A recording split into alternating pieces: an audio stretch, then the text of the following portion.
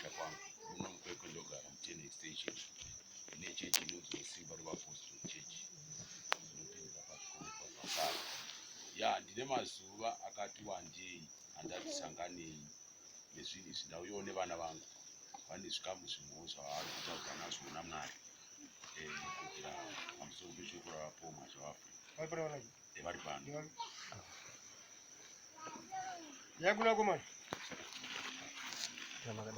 nini kuno ya inini ndingati chekutanga ndine mumwe mwana wangu musikana akaroorwa kuHarare.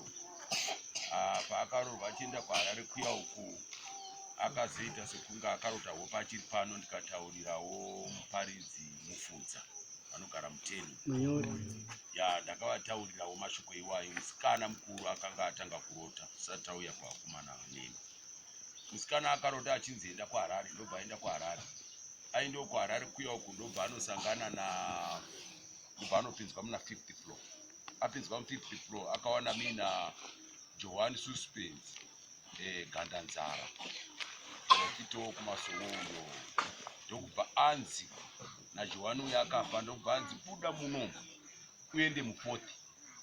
Saka paakaenda achinotsvaga mu4th akawana buri panext door zvakaita nababa. Ndobva awana mina Pomwazha kuAfrica.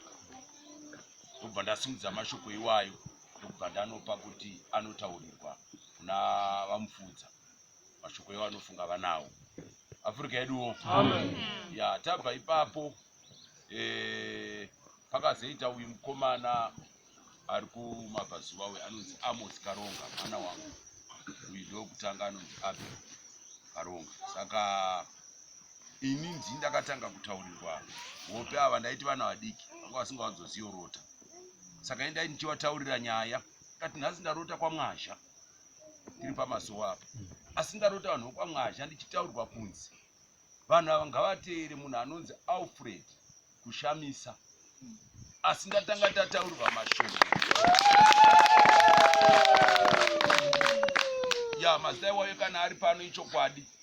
Ndo mashoko andakayatsonzwa kunzi munhu anonzi ndakaramba ndakatichengeta ndatoone mazuva. Alfred Kushamisa munhu iye ndiye anonzi teerai. Asi raive inzwi vasi vaMwazha vandakataura navo, raive inzwi ndakataura kuhope. Ndokumuka ndichitaurira vana ava tiri pamasoweri Sabata. Varume nhasi ndarota vanhu vokwaMwazha, asi vanhu vokwaMwazha vanzi vateere munhu uyu